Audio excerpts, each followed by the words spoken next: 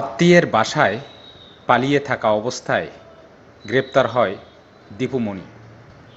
সাবেক আইনমন্ত্রী আনিসুল হক, শেখ হাসিনার উপদেষ্টা সালমান এফ রহমান ও সাবেক আইসিটি প্রতিমন্ত্রী জুনায়েদ আহমেদ পলকের পর এবার গ্রেপ্তার হয়েছেন সাবেক শিক্ষামন্ত্রী ডক্টর দীপু মনি।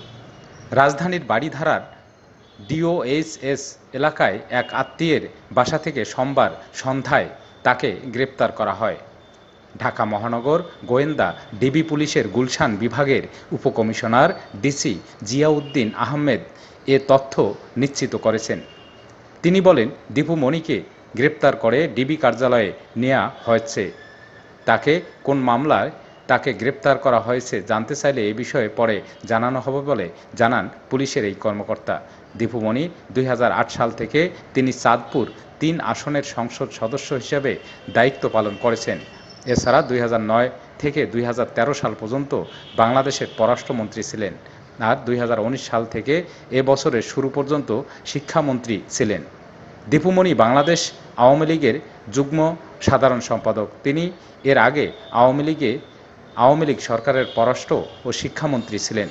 ছাত্র জনতার আন্দোলনের মুখে 5 আগস্ট শেখ হাসিনা পদত্যাগ করে দেশ ছাড়ার পর আত্মগোপনে চলে গেছেন আওয়ামী লীগ এবং এর সহযোগী ভ্রাতৃত্বপ্রতিম সংগঠনের নেতারা। আত্মগোপনের তালিকায় আছেন সাবেক মন্ত্রী, সরকারি কর্মকর্তা ও রাষ্ট্রের বিভিন্ন গুরুত্বপূর্ণ পদে দায়িত্বরত ব্যক্তিরা। তাদের কেউ কেউ গ্রেপ্তার হচ্ছেন। শেখ হাসিনা সরকারের কোনো মন্ত্রীকে গ্রেপ্তারের খবর প্রথম আসে 13 আগস্ট। সেদিন সাবেক আইনমন্ত্রী আনিসুল হক, সাবেক প্রধানমন্ত্রীর বেসরকারি শিল্প বিনিয়োগ বিষয়ক উপদেষ্টা সালমান এফ রহমানকে ঢাকার সদরঘাট এলাকা থেকে গ্রেপ্তারের কথা জানায় ঢাকা মহানগর পুলিশ।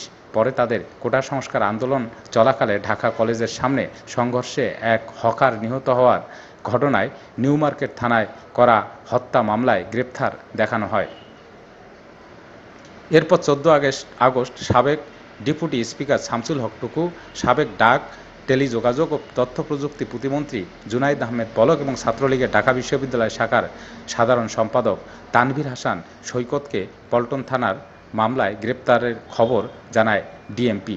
পুলিশের পক্ষ থেকে বলা হয়, খিলক্ষেত থানার নিকুঞ্জ আবাসিক এলাকা থেকে আত্মগোপনে থাকা অবস্থায় এই 3 জনকে গ্রেপ্তার করা হয়। 16 আগস্ট গ্রেপ্তার হন সেনাবাহিনী থেকে সদ্য অব্যাহতি প্রাপ্ত major general Ziaul Ahsan.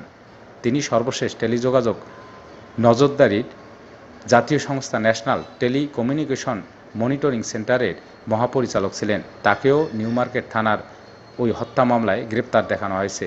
16 August রাতেই ঠাকুরগাঁয়ের বাড়ি থেকে তাকে পানি সম্পদ মন্ত্রী ও আওয়ামী লীগের সাবেক সংসদ সদস্য রমেশ চন্দ্র সেনকে আটক করে পুলিশ। তাকেও একটি হত্যা মামলায় গ্রেপ্তার দেখানো হয়েছে।